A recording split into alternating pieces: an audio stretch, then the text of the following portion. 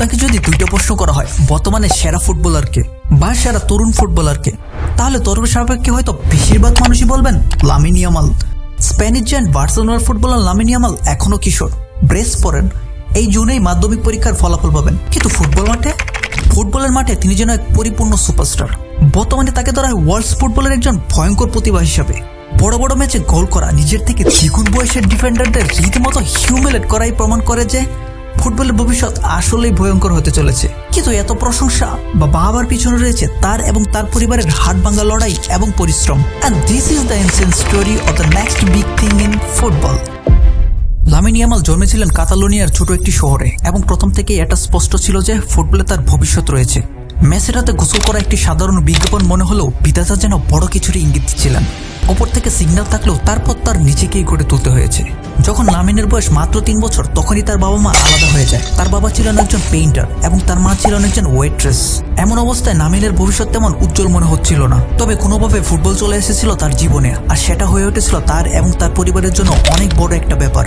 মূলত লামিনের বাবা একজন পেশাদার ফুটবল খেলোয়াড় হতে চেয়েছিলেন, কিন্তু পারেননি। উল্টো পেইন্টারের মতো এক অদ্ভুত পেশায় গিয়ে নিজের পরিবার চালিয়েছেন। তিনি নিশ্চিত করতে চেয়েছিলেন পরিবার এবং লামিনের জন্য এক নিরাপদ ভবিষ্যৎ। কিন্তু শুরু থেকে এটা স্পষ্ট ছিল যে তার ছেলে অন্য ধরনের। ইয়ামাল বড় হয়েছিল কাতালোনিয়ার মাটারো এলাকায়, যেখানে শিশু থেকে বুড়ো সবারই ফুটবলে আগ্রহ রয়েছে। তাই ইয়ামালের মতো তরুণদের ফুটবলে আগ্রহ অস্বাভাবিক কিছু ছিল না। মাত্র 4 বছর বয়সে ইয়ামাল পেশাদার ফুটবলের পথে পা বাড়িয়েছিলেন। সে যোগ দেয় স্থানীয় ল্যাটারাটা ফুটবল ক্লাবে।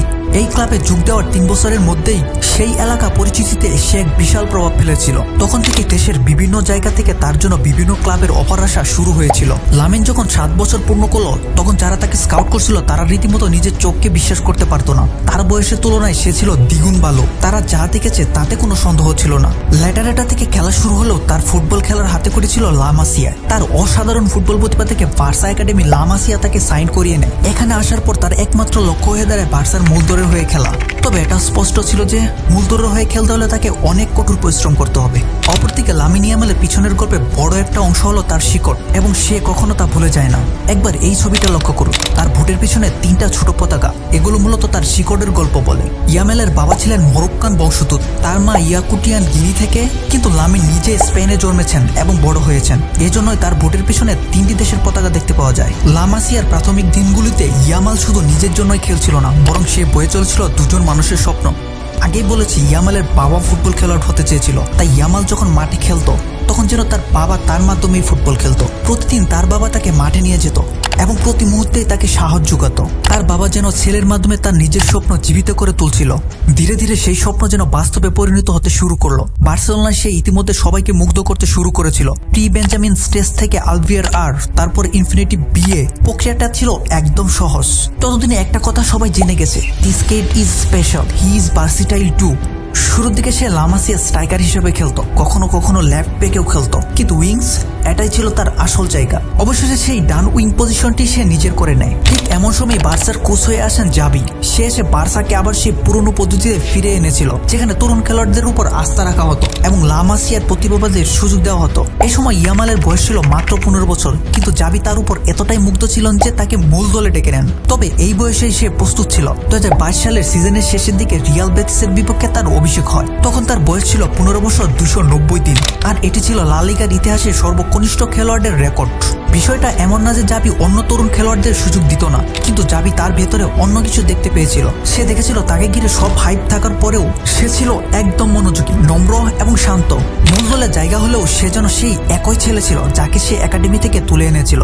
2021-22 সিজনে বেশি ম্যাচ খেলতে না পারলেও 2023-24 সিজনে ইয়ামাল প্রতিটি ম্যাচে রেকর্ড ভেঙেছিল। প্রথম ম্যাচে কাদিসের বিরুদ্ধে সে 16 বছর 38 দিন বয়সে 21 শতকের মধ্যে লা লিগার প্রথম ম্যাচে নামা সবচেয়ে তরুণ খেলোয়াড় হয়ে ওঠেন। তার মাত্র কয়েকদিন পরে সে প্রমাণ করে দিল যে বড় মঞ্চেও সে পারফর্ম করতে পারে। ভিলারয়ালের বিরুদ্ধে তার অ্যাসিস্ট আরও একটি রেকর্ডের জন্ম দেয়। এটি ছিল লা লিগার সবচেয়ে কম বয়সী খেলোয়াড় হিসাবে অ্যাসিস্টের রেকর্ড। মাসের পর মাস সে শুধুমাত্র লিগে নয়, ইউরোপেও রেকর্ড ভেঙেছিল। সে হয়ে উঠেছিল চ্যাম্পিয়ন্স লিগের সবচেয়ে তরুণ স্টার্টার, স্প্যানিশ টপ ফ্লাইটের সবচেয়ে তরুণ গোলদাতা, and then the big one, স্পেনের হয়ে জর্জিয়ার বিপক্ষে সবচেয়ে তরুণ খেলোয়াড় হিসাবে অভিষেক। সেই সাথে একই ম্যাচে গোল করে স্পেনের হয়ে সবচেয়ে তরুণ গোলদাতাও হয়ে ওঠেন। লামিন আস্তে আস্তে বার্সার সাথে মানিয়ে নিতে চেষ্টা করছিলেন। ডেম্বেলে 2023 সালের গ্রীষ্মের ক্লাব ছেড়ে দেন এবং বার্সার ডান উইঙ্গে তার পরিবর্তে কাউকে আনার প্রয়োজন মনে করেনি। কিন্তু কেন?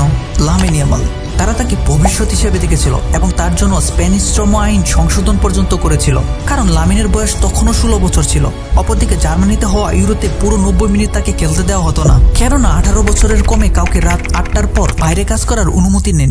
লামিন ইয়ামালকে খেলতে দেখে এটা সহজেই বোঝা যায় যে কেন তার অভিষেকটা এত তাড়াতাড়ি হয়েছিল।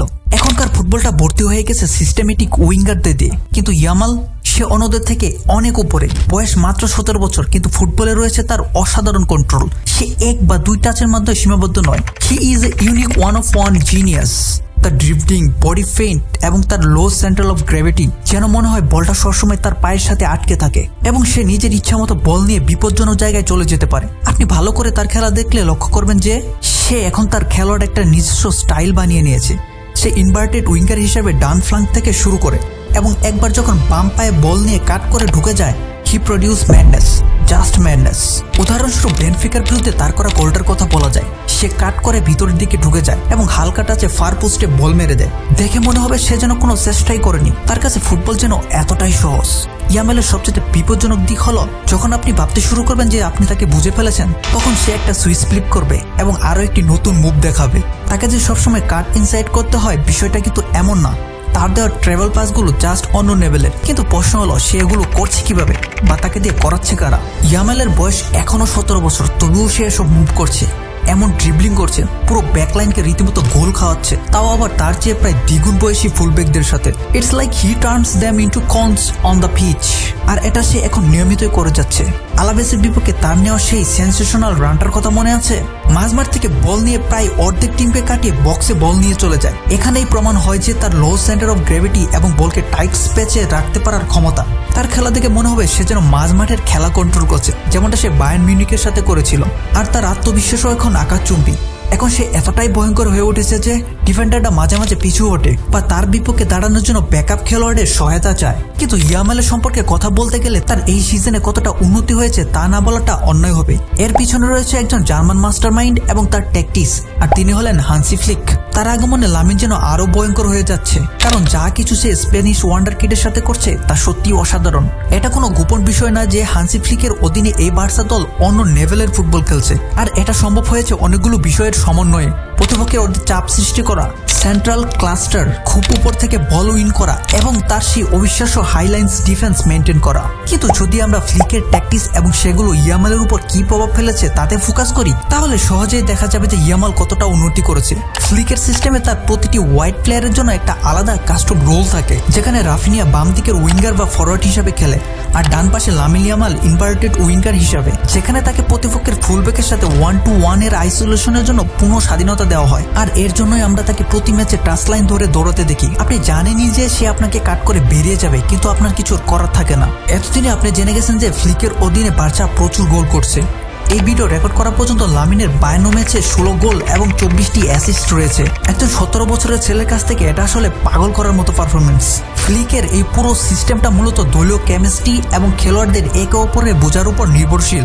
উদাহরণস্বরূপ বার্সার ফ্রন্ট থ্রি বা মিডফিল্ডে পেদ্রি এবং ডিয়ং এর কথা বলা যায়। তারা যেন একে অন্যের সাথে সবসময় সিঙ্ক হয়ে থাকে, এমনকি যখন খেলোয়াড়রা তাদের নিজের পজিশনেও থাকে না, তখনও তারা একে অন্যকে ঠিকই খুঁজে নেয়, না তাকিয়েই পাস দিয়ে দেয়, লাইক ইটস আ টেলিপ্যাথিক।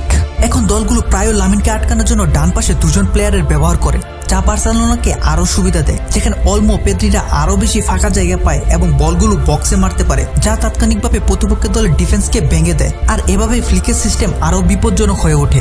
এ কারণে আমরা লামিনকে বাইরের দিকে বেশি দেখতে পাই। সে যে শুধু বাইরে থাকে বিষয়টা এমন না, বল কাছে রাখার জন্য সে কখনো বাম পাশে, মিডফিল্ডে বা নিচেও চলে যায়। আর আপনার সামনে যখন লেভানডস্কি এবং রাফিনার মতো দুজন ইকুয়ালি ভয়ঙ্কর খেলোয়াড় থাকে, তখন ইয়ামালের দিকে অতিরিক্ত মনোযোগ দেওয়া খুবই বিপজ্জনক হয়ে দাঁড়ায়। এটা অনেকটা আত্মহত্যার সমান। তবে সে যেভাবে খেলছে, এভাবে খেললে তার সামনে আরো অনেক কিছু অপেক্ষা করছে, যা শুধুমাত্র সময়ের অপেক্ষা। আপনার কি মনে হয় ক্যারিয়ার শেষে কোথায় থাকবেন ইয়ামাল? কমেন্ট করে জানাতে পারেন আমাদের।